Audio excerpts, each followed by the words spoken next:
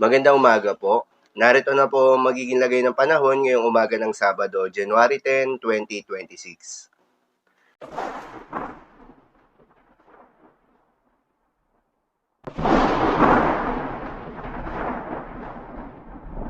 Sa kasalukuyan na tayo sa pag-asa, shear line o yung banggaan ng malamig na northeast monsoon at mainit na easterlies ang patuloy na nakakaapekto sa may eastern section ng southern Luzon.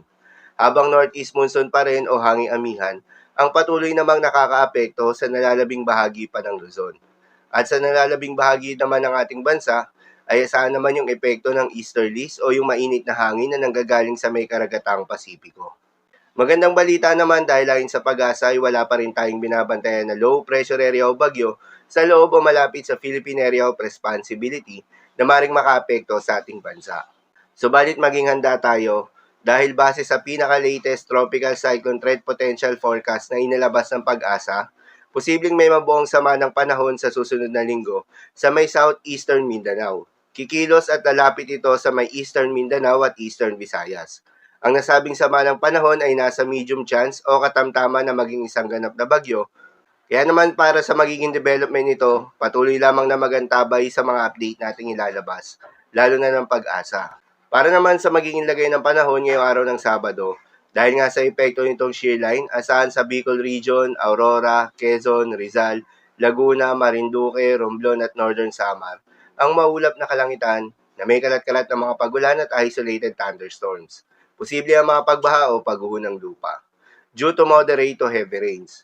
Habang sa nalalabing bahagi ng Visayas, Dinagat Islands at Surigao del Norte, ay asahan naman yung maulap na kalangitan na may kalat-kalat na mga pagulan at thunderstorms na dulot ng easterlies. Posible rin na mga pagbaha o pagguho ng lupa due to moderate to at times heavy rains. Habang sa Metro Manila, Cagayan Valley, Cordillera Administrative Region, Nueva Ecija at Bulacan, ay asahan naman yung maulap na kalangitan na may kasamang mahihinang pag-ulan na dulot ng northeast monsoon.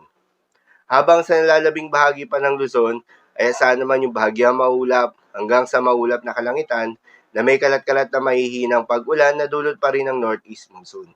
At sa nalalabing bahagi pa nga ng ating bansa, ay asahan naman yung bahagyang maulap hanggang sa maulap na kalangitan na may kalat-kalat na mga pag-ulan o thunderstorms na dulot ng easterlies. Posible rin ang mga pagbaha o pagguho ng lupa during severe thunderstorms. Madalas nabobo ang mga thunderstorms na ito tuwing hapon o gabi na nagtatagal ng 1 hanggang 2 oras. Kaya naman ingat sa mga posibleng banta ng pagbaha at pagguho ng lupa, lalong-lalo na sa mga lugar na inuulan na noong mga nakaraang araw pa. Para naman sa magiging lagay ng mga dagat baybayin, ayon sa pag-asa ay may nakataas pa rin tayo na gale warning sa mga seaboards ng Ilocos Norte at Ilocos Sur. Kapag ganitong may gale warning, pinapayuhan ng ating mga kababayang mangingisda at yung may mga maliliit na sasakyang pandagat na wag munang pumalaot sa mga nasabing seaboards dahil inaasahan yung maalon hanggang sa napakalon na karagatan. Habang iba yung pag-iingat naman sa maglalayag sa nalalabing seaboards ng Luzon at eastern seaboards ng Visayas dahil inaasahan naman yung katamtaman hanggang sa maalon na karagatan. At sa nalalabing seaboards ng ating bansa, ay asahan naman yung banayad hanggang sa katamtaman ng mga pag-alon. So yun lamang po para sa lagay ng panahon ngayong araw ng Sabado. Keep safe everyone.